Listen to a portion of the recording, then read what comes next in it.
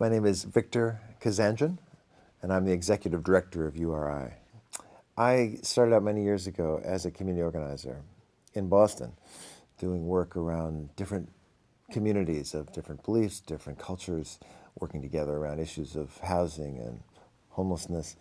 But I was also doing a lot of work with people of all beliefs. I grew up in a family where people of all beliefs were often at the dinner table of my grandfather, my grandparents.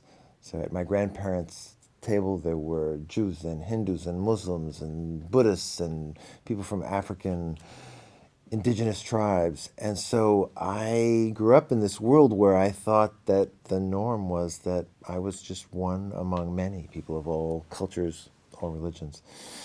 And later in life, I just fell in love with working with people of different beliefs, bringing them together on college campuses, in communities.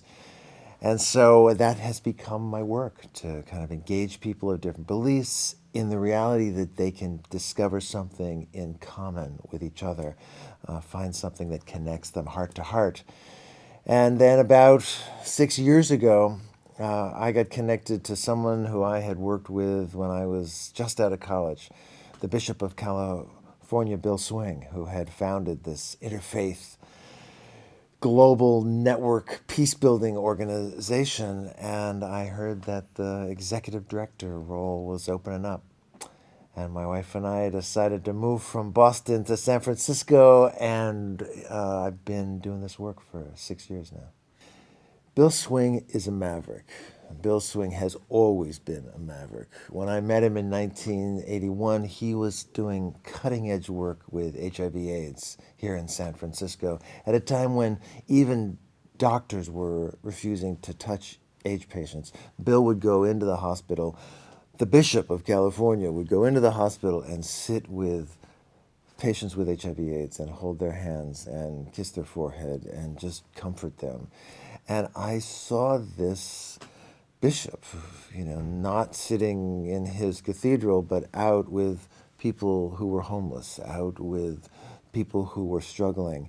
And it just inspired me that if the church could be that, then I would be interested in being part of that. I had always thought maybe about going into the ministry, but that just turned the corner for me. And so it was Bill, this maverick bishop, who inspired me in 1981 to go into seminary. Fast forward 35 years, and here we are working together again. He went from being Bishop of California to hosting the 50th anniversary of the founding of the UN here in San Francisco at Grace Cathedral with an interfaith service, which lit a fire under him about the possibility of interfaith. He, quoting Hans Kung, used to say that if until the religions of the world come together, there will never be peace among the nations of the world. And so Bill went off on this kind of crazy dream of bringing the religions of the world together to work for peace. And the story goes that he went around the world to talk to all the great religious leaders of the world to say, come join me. And together we'll bring the religions together and we'll create peace in the world. And he went to the grand muftis and the chief rabbis and the bishops, and everyone he went to said, no, you have to be kidding me. This is the craziest thing. There's no way we're going to be a part of this. So he came back to San Francisco, tail between his legs, gathered people, actually on the Stanford campus, of over 100 people from all different beliefs, ordinary folk. And he said, if the leaders of the religions of the world won't work together, let's bring ordinary people together, people all beliefs, and let's ask them if they want to work together to bring peace in their communities. And in that moment, URI was born. And Bill is as much a maverick now as he ever was. He is someone who pushes the boundaries. And he has been dedicated to this work of bringing people of all beliefs, not just religions, but indigenous persons, people who are spiritual, atheists, agnostics, everyone together to work on peace, justice, and healing in their communities. So often, interfaith work starts with trying to bring people's beliefs together. Can I reconcile my beliefs with your beliefs? How do our theologies, how do we understand God? How all these kind of more theoretical things. And it usually goes nowhere. People can agree, oh, well, I'll agree that I'll tolerate you and can I be interested in you, but that's as far as it goes. At URI, it starts at the exact opposite end of the spectrum. It's not about what you believe, it's about what you do, how you behave, how we engage the world. What is it in our community that we could do together, side by side, that would improve life in our community? Is it about education? Is it about violence reduction? Is it about health? So these human qualities, these human struggles, how do we, inspired by our own beliefs, bring that together to work on common projects in our community? So it's not about reconciling our beliefs. It's about how do we change life for people in our community for the better, and working together in that way, side by side. You get to know each other, share our stories. There's this human connection, this heart connection. And it's in that context that we gradually grow this deep, sustainable, abiding relationship. That's what sustains us. Yeah, so the way I think about it is that our beliefs are like languages, they're like social languages. So I grew up with a set of stories, a set of beliefs that framed the way I understand my faith, my beliefs as a Christian. So that set of stories is my language. It's the language that I speak. You may have grown up with a different set of stories, a different language about how you understand the world, how you understand the way people engage the world, suffering in the world, joy in the world, rituals that we do. And what often happens is that even though you and I may be speaking English together and we're talking about our beliefs, they're two different languages. We don't understand each other's context. And so often it just goes right by. Our understanding eludes us. But when we start acting on our values, when we live out our values, and so we're expressing in action in the world what we care about, and then suddenly we realize that you and I are working side by side to try to end homelessness in our community. The origin of that action may be in a belief that is different. We may conceptualize our relationship to God, relationship to each other in a very different way. But in as much as we find common cause in our community to end violence against women or children, to improve the lives of folks, now we're bridging that language gap. Now the language is our actions, and we find common language in our actions. Then we can back that out and start to ask each other, well, why do you do that? What is it about your beliefs? Let me know more about that. I'm interested. And there's a translation that happens, that now we begin to learn the language of our beliefs.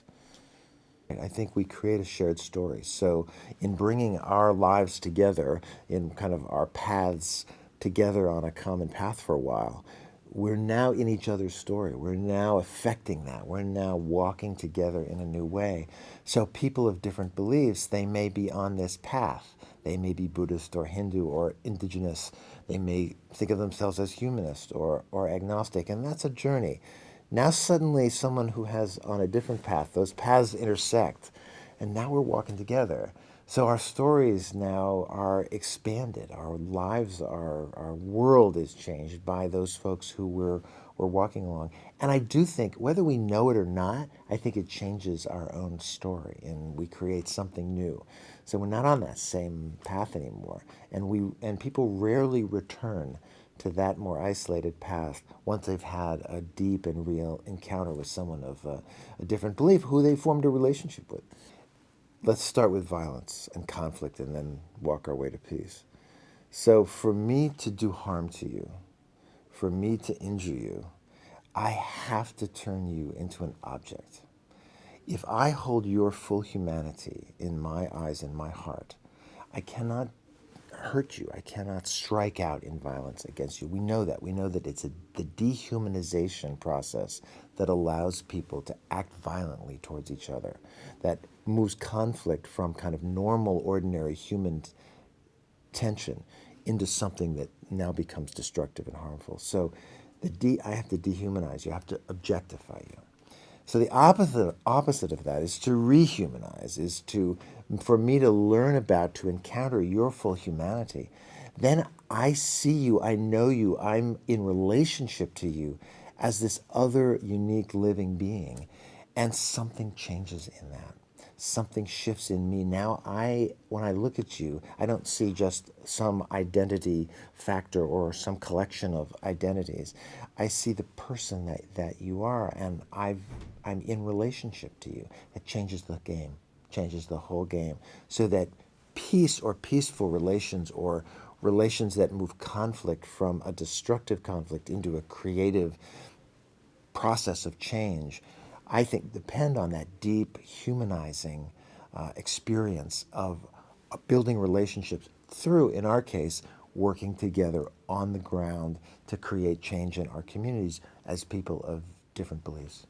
So this whole world of interfaith peace building is operates on the same kind of issues of identity and how identity functions among all human beings.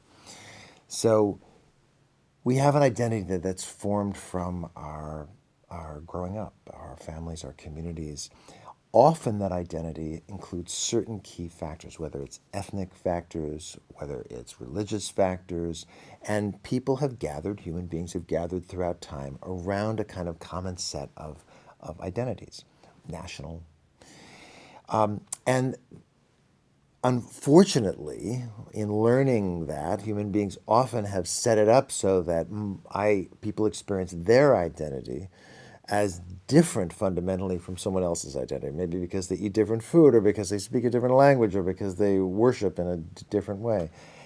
And that difference by itself is neutral, right? There's nothing necessarily about that fact of that difference, unless I believe that my identity is better than your identity, that my identity is superior to your identity, and that your identity is a threat to my identity.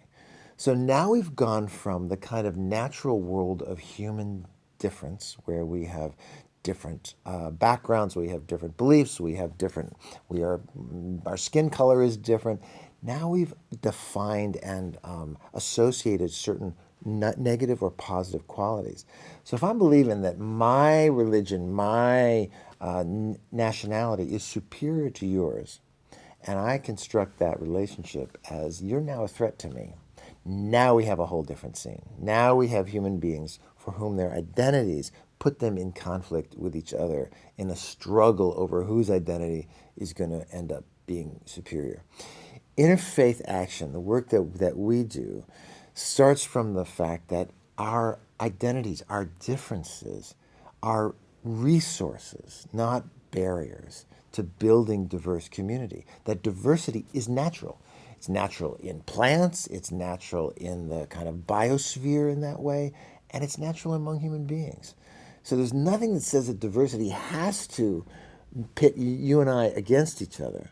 But human beings have often associated those identity qualities as things that are threats rather than the richness of the kind of created universe, that if we harness that diversity, we can build coalitions of people who have different perspectives, and they bring those different perspectives together to solve the great problems of the world. That's the peace building process. So what I believe, and what I think those of us that do this work in interfaith believe, is that the notion that a religion is superior to another religion, one person's belief is the only truth, the one true belief, is actually not part of the inception, the spiritual inspiration of any religion. That's a later factor that human beings built in, as human beings are wont to do, later in the game. But that the prophets, the teachers, the sages whose inspiration birthed these religions, birthed these beliefs, all talked about the oneness of all creation, the oneness of all beings. Their language, whether it was Jesus or Buddha or Muhammad, whoever they were, they discovered some mystical truth about the world that connects every living being to each other. The people who followed them turned it around and said, well, we believe that our teacher, our prophet, our story is the only true story. That is actually where the break happens. That's the change. The change isn't that we're trying to, change religion and get it back to something. It all these spiritual traditions were birthed as connecting to some greater truth. One of the ways I think about this is it's like we're sitting in a group of people sitting in a circle looking at a box. And on the box there are different symbols. Each symbol may be a symbol of a different belief tradition. Maybe there's a flower on one side, a cross on another, Star of David on another. But we don't see all the sides of the box. We only see what we see. So when I do this with people, I say, the question is, how do you know what the box looks like? And of course, the answer is, and there are two rules. Rule one, you can't move from where you're seated, because where you're seated is your perspective. That's your socially constructed perspective that comes out of your family, your life history, your experience. That's the way I see the world, the lens through which I see the world. And you can't move the box. So how do you know what the box looks like? The only way to know what the box looks like is to ask everyone around the circle what they see, and you build a constructed understanding of the box, of the truth, of the world. The beauty of it is that my perspective is unique and essential and partial. It's that partial piece that's the key.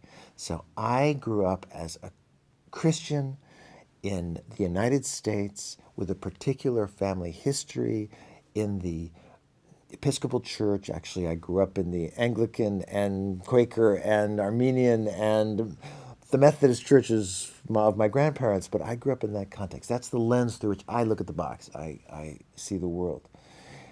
You have a different perspective. Now, I can pretend that it's not really a box, that I'm looking, that my side is the only truth, the only reality, that's all there is. Or I can ask you and everyone else seated around that box, or everyone else in my community or in this world, what they see. I can be curious about learning what the different perspectives are so that we can build something greater together, so that we can understand more fully. But that process requires radical humility. And radical humility is a part of the essence of all belief traditions at their inception, being in awe of the wonder of God or the world, of life itself. And yet what happens along the way is that we lose that radical humility, and we put ourselves as though we are the ones who know. We're the only ones that know. Now, in Christianity, in the Jewish tradition and Islam, we call that idolatry. We pretend that we know God, what God knows, and we have God's perspective. But that's not how these belief traditions started. They started in radical humility, in wonder and awe of the oneness of all creation. So there's a play on the word URI. There's a play on URI, right? You have a story. I have a story. And when we come together and we engage our community, our work, this world together, you and I become one. We create a new story together. So the YOUAREI, URI, that kind of I and thou of Martin Buber, that sense of, we may be in two beings inhabiting these two separate human forms, but there's something that connects us, and we may feel that spiritually, but we can live that out if we walk side by side into our community and in service of those in need. I inspired by my belief, you inspired by your belief, others inspired by their beliefs, and we bring that inspiration together, then we create a new story together. Then we can tell that story. That's what URI tries to do. It both brings people together to tell their own stories of their own perspectives, their own beliefs, but then we create a new story in the process. So for me, the absolute truth, the only truth that I understand through the lenses of my belief, is that as a human being, I can only know in part. And there is Christian scripture that says, now I know in part, only then face to face. Now I know as though through a glass darkly, only then do I see clearly. So as a human being, I only know in part. I know through the limited lenses of my own human experience. That means that while I may learn and that the stories of my faith or my beliefs may point to certain truths, certain ways of living, some ethical implications of my beliefs, that the notion of me knowing everything, knowing the truth, is actually antithetical to my own religion, because as I say, that's idolatry. That's believing I know the mind of God. That is the worst sin that someone in a Christian, Muslim, or Jew can commit, and other traditions have their same versions of that. So if you start from the place that the wonder and the beauty and the mystery is that I am this unique embodiment, this unique human form that will never live again, that lives this in this body at this moment in this lifetime, and that I am some unique expression of some larger creative force in the world of life and love. Whatever that is, however we talk about it, whatever words we use to define that, God, Allah, whatever great spirit, that we are pointing towards something. But we're pointing towards something that is just outside of our reach. So I can pull back and say, well, this is what I know, so I'm going to pretend that that's the only truth. Or I can say, this is what I know. Let me offer that to you. Tell me what you know. And how does that begin to build a larger story that I can't know on my own? And how does those beliefs, the coming together of all those beliefs, point us towards something that we could do in this world together, that could impact the lives of others, that could impact the lives of this planet, the life of this planet? So action, ethical action, flows from our beliefs because our beliefs shape our actions. But if I only live in isolation, then I'm missing out on the possibility of how all these other people around me bring their own unique perspectives and stories that can enrich mine. So I don't know whether enlightenment is coming, but I think humility is coming. I think that's what we're seeing. So when Pope Francis, who was worked with URI when he was in Argentina and was deeply committed to interfaith before he became Pope, when he moves in the direction of honoring and extolling the virtues of other beliefs and inviting people to learn from people of different faiths, that changes the whole landscape from the institutional religious perspective. So as our institutions begin to loosen their need to claim that they're the only truth, then we move towards that institutionally. What ordinary folk do in their communities has always been different than what the institution does. Now, the institution influences lots of people and has often influenced lots of people in horrible ways and sometimes in wonderful ways. But what ordinary folk do when they encounter each other, and they know better, for centuries, ordinary people have known better, that whatever the bishops or the cardinals or others are saying may be true. When they have a neighbor who they care deeply about, and there's a loving relationship that develops with someone who's a different belief, they know some ultimate truth that the institutional religious world has for centuries missed. And that's why, for me, what we see happening is ordinary people in their communities of different beliefs working together, and slowly, slowly, slowly, the religious leaders begin to look over and see what's happening there. And suddenly all these people, these Muslims and Buddhists and Hindus and these Christians and the indigenous community are starting to work together, and the religious leaders are the ones who follow. They're the ones who begin to wake up to the fact that people in their own communities are already engaging in interfaith work, and that they've been the ones late to come to that game. I mean, I lived that in my own life before URI as an Episcopal priest. I watched and worked within the context of the church, both in terms of women's ordination first, and then in terms of the LGBTQ community and same-sex ceremonies, same-sex marriage. And of course, much of that change happened first and foremost in a relational context. People who we know and love, people who reflect the beauty of the divine as a woman who seeks ordination in the church, or as an LGBT person LGBTQ person who seeks to be in loving relationship with the person they love and have that acknowledged within their spiritual community, the more people have those encounters as having a child or having a friend or having a parent who is LGBTQ and wants to express that in a loving way, that changes. That changes things.